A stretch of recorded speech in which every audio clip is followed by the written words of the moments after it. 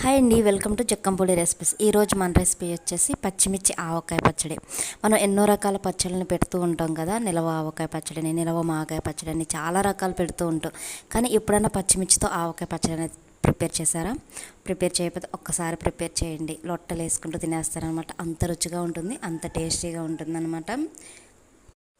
ఇప్పుడు ఈ పచ్చడి ఎలా చేసుకోవాలి ఏంటనేది ఈ వీడియోలో చూసేద్దాం. చాలా ఈజీ ప్రాసెస్ అండి. వంట రాని వారు కూడా ఈజీగా చేయగలిగేంత పద్ధతిలో ఉంటుందన్నమాట. చూడండి, మనం ఈ పచ్చిమిర్చిని చూస్తుంటేనే కరకర నవ్వులేయాలనిపిస్తుంది కదా. కమ్మటి పెరుగన్నంలోకి అయితే చెప్పనవసరం లేదనమాట. ముందుగా చింతపండు వచ్చేసి ఒక 100 గ్రాముల వరకు తీసుకొని ఇక్కలు కానీ అలాగే పీచు కానీ లేకోకుండా చూసుకోవాలండి. ఇప్పుడు ఇందులో వాటర్ పోసేసి ఒక గంట సేపు నానబెట్టుకుందాము. ఇలా ఒక గంట సేపు నానబెడితే మనకి రసం తీసుకోవడానికి ఈజీగా ఉంటుందన్నమాట. చూడండి, ఇలా నానిపోతుంది అనమాట చింతపండు. ఇలా నానిపోయిన తర్వాత బాగా ఇలా ఇదిగోండి, ఇలా పిచ్చికేయాలన్నమాట. ఇలా మొత్తం కూడా చేతితో కలుపుకుంటూ రసం అనేది ఇదిగోలా చిక్కగా వచ్చేటట్టు తీసుకోవాలి. ఇలా వచ్చిన ఈ చిక్కటి రసాన్ని ఒక బౌల్లోకి తీసుకుందాము. ఒక్క చింతపండు రసంతోనే కాదండి, నిమ్మకాయతో కూడా మీరు ఈ పచ్చడి అనేది ప్రిపేర్ చేసుకోవచ్చు. ఇదిగోండి, ఇలా బౌల్లోకి ఈ చిక్కటి రసాన్ని ఇలా తీసేసాను నేను. ఇందులో మీరు ఏమి కలపన అవసరం లేదు. గ్యాస్ పైన పెట్టేసి ఇది మొత్తం కూడా చిక్కబడేటట్టు కుక్ చేసుకోవాలి. ఇప్పుడు మనకి పచ్చిమిర్చి ఉంటాయి కదండి, ఈ పచ్చిమిర్చి వచ్చేసి నేను ఒక 1/2 కిలో వరకు తీసుకున్నాను. మీరు బజ్జీ మిరపకాయలైనా తీసుకోవచ్చు, లేదా ఇలా లావు మిరపకాయలు, తెల్ల మిరపకాయలైనా తీసుకోవచ్చు. కానీ సన్నగా ఉన్న మిరపకాయలు పనికిరావండి. ఇప్పుడు ఈ పచ్చిమిరకాయలని ఇలా ఘాట్లు పెట్టేయండి చుట్టూ కూడా. ఇదిగోండి, ఇలా 4 పీసుల కింద ఘాట్లు పెట్టాలన్నమాట. పెట్టేసి ఇందులో ఈ గింజల వరకు కూడా ఇలా తీసేయండి. గింజలు ఉంటే మనకి ఎక్కువ కారం అనిపిస్తుంది అనమాట కాయ తినేటప్పుడు, అందుకని నేను గింజలు తీసేయమన్నాను. అదే లావు బజ్జీ మిరపకాయలు అయితే మనం గింజలు కూడా తీసే పని ఉండదు, అందులో కూడా గింజలు తక్కువ ఉంటాయి.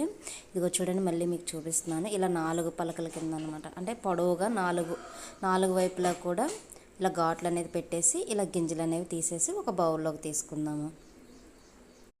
ఇదిగోండి, అన్నిటినీ కూడా ఇలా ప్లేట్లోకి వేసుకున్నాను అనమాట. ఇప్పుడు మనం పచ్చిమిర్చిని కట్ చేయగా మన చెయ్యి అంతా కూడా చాలా మండిపోతూ చాలా బగబగా అంటూ ఉంటుంది కదా. అప్పుడు మనం చింతపండు రసం ఆల్రెడీ తీసి పక్కన పెట్టుకున్న ఈ పిప్పు ఉంది కదండి, ఈ పిప్పుని పడేయకోకుండా 1 నిమిషం పాటు మన చేతుల్ని ఈ చింతపండు వేసి బాగా రుద్దేయాలన్నమాట. అలా రుద్దడం వల్ల మనకి చేతికున్న ఆ మంట పోయి ఎటువంటి ఇబ్బంది లేకుండా ఉంటుందన్నమాట. ఈ పచ్చిమిర్చికి పైన ఎక్కడన్నా తడి కానీ వాటర్ కానీ ఉంటే ఇలా తుడిచేసి ఫ్యాన్ కింద ఒక గంట సేపు ఆరబెట్టేయండి. మనకి తడి లేకుండా చూసుకోవాలండి. ముందుగానే కాయని మీరు కడిగేసి తుడిచేసిన తర్వాత కూడా కట్ చేసుకొని ఫ్యాన్ కింద పెట్టుకోవచ్చు, లేదా ఇలాగ కట్ చేసిన తర్వాత అయినా తుడిచారంటే లోపల ఉన్న తడి ప్లస్ పైన కాయకున్న తడి కూడా ఆరిపోతుంది అనమాట. అందుకే నేను కట్ చేసిన తర్వాత తుడిచాను. ఇదిగోండి చూడండి, మనకి చక్కగా ఆరిపోయింది. పచ్చిమిర్చి మొత్తాన్ని పక్కన పెట్టేసుకొని వేరొక బౌల్ తీసుకున్న తర్వాత మెంతిపిండి అండి, నేను వేయించి పొడి పెట్టాను అనమాట. ఈ మెంతిపిండి వచ్చేసి 2 టీ స్పూన్ల వరకు తీసుకోవాలి. అలాగే ఆవపిండి వచ్చి మనం 2 టీ స్పూన్ల వరకు మెంతిపిండి తీసుకుంటే ఆవపిండి వచ్చేసి 4 టీ స్పూన్ల వరకు తీసుకోవాలన్నమాట. ఆవపిండి మనం మామూలుగానే నేను మిక్సీ పట్టానండి. అలాగే కారం వచ్చేసి ఒక బౌల్ వరకు తీసుకున్నాను. పసుపు వచ్చేసి 2 టీ స్పూన్ల వరకు తీసుకోవాలి. మనం కారం వచ్చేసి 1 కప్పు వరకు తీసుకుంటే అందులో 1/2 కప్పు వరకు సాల్ట్ అనేది తీసుకోవాలి. సాల్ట్ కూడా మొత్తం యాడ్ చేయడం లేదండి, నేను కొంచెం పక్కన పెట్టేస్తున్నాను. లాస్ట్లో ఉప్పు చూసిన తర్వాత మనకి పడుతుంది అంటే యాడ్ చేసుకోవాలి, లేదు అంటే పక్కన పెట్టేసుకోవచ్చు. 1 కప్పు వరకు మీరు పల్లి నూనె కానీ లేదా నువ్వుల నూనె కానీ ఇందులో యాడ్ చేసుకోండి. మీరు మామూలు నూనెతో అయినా అప్పటికప్పుడు చేసుకోవాలి, ఒక 10-15 రోజులు నిలవ ఉంటే చాలు అనుకుంటే మామూలు నూనెతో అయినా సరే ఇలా ప్రిపేర్ చేసుకోవచ్చు అన్నమాట. మనకి ఈ పచ్చడి వచ్చేసి 4-5 నెలలు అయినా సరే చెక్కు చెదరదండి, చాలా రోజులు మన్నుతుంది, చాలా టేస్టీగా ఉంటుంది కూడా. ఎప్పుడు కావాలంటే అప్పుడు మీరు ప్రిపేర్ చేసుకోవచ్చు కూడా. ఇలా కలిపేసుకున్న తర్వాత పచ్చిమిర్చిని కట్ చేసి పక్కన పెట్టుకున్న పచ్చిమిర్చి ఉన్నాయి కదా, ఇప్పుడు వీటన్నిటినీ కూడా ఇందులో ఊరబెట్టేద్దాం.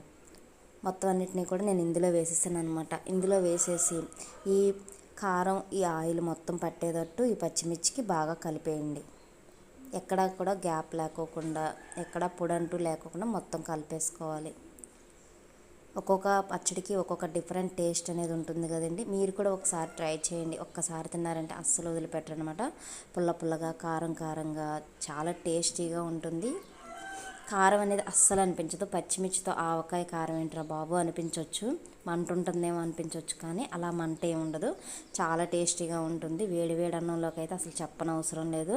ఇప్పుడు ఇలా కలిపేసుకున్న తర్వాత దీన్ని పక్కన పెట్టేసుకొని మనం చింతపండు ఆల్రెడీ రసం తీసి పక్కన పెట్టుకున్నాం కదండి, ఆ గుజ్జుని నేను ఇలా ఉడికించేసాను అనమాట. ఎందుకంటే ఇలా చిక్కగా దగ్గరికి ఉడికించేయాలి. ఇప్పుడు మనకి ఇలా కుక్ అయిన ఈ గుజ్జుని వేడి వేడిది అస్సలు కలపొద్దు, మొత్తం చల్లారిపోయిన తర్వాత ఇందులో మిక్స్ చేసేయండి. చూసారా, మనకి ఒక గంట సేపు పక్కన పెట్టేసరికి ఆ కారం మొత్తం కూడా కాయలకు పట్టేసింది. ఇప్పుడు చింతపండు గుజ్జు 100 గ్రాములు తీసుకున్నాను కదా, నేను మొత్తం యాడ్ చేయడం లేదు, పులుపు చూసి యాడ్ చేసుకోండి. నేను సగం వరకు యాడ్ చేశాను, ఇంకొంచెం పక్కన పెట్టాను అనమాట. కలిపిన తర్వాత పులుపు కావాలి అనుకుంటే యాడ్ చేసుకుందామని ఇప్పుడు ఈ మొత్తాన్ని కూడా బాగా మిక్స్ చేసేసుకుందాము.